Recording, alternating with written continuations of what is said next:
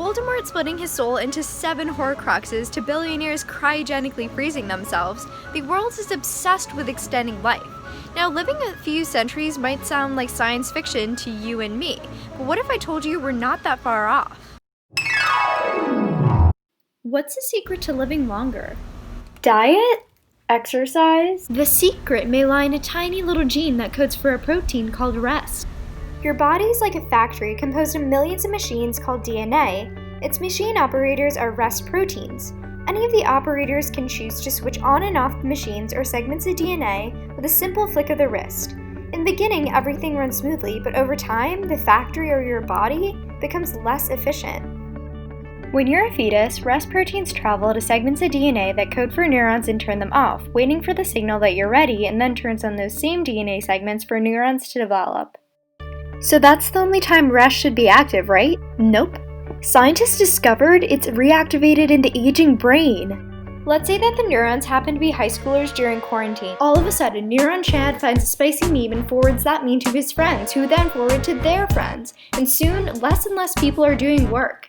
What I've just described is neuron excitation, which is when a single neuron fires and releases neurotransmitters, causing a domino effect in other neurons. Now, too much neuron excitement can contribute to an early death. So where does rest come to play in all of this? Scientists noticed that rest was plentiful in the brains of long-lived people, so they speculated there might be a relation between rest and neural firing. When they knocked out the rest gene in mice, the mice exhibited bursts of neural activity resembling seizures.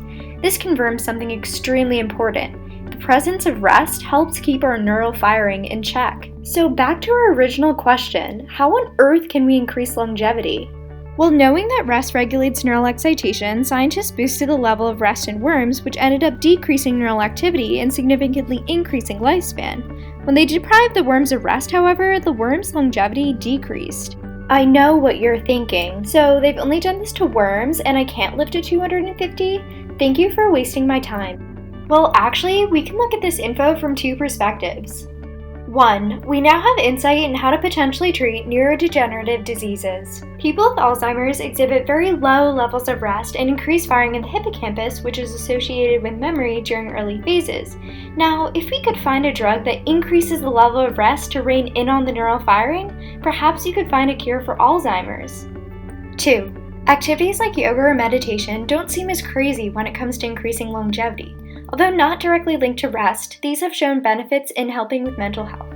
While we don't have a concrete solution to increasing longevity, the elucidated role of rest may lead to breakthroughs down the line, and that's something that's incredibly exciting.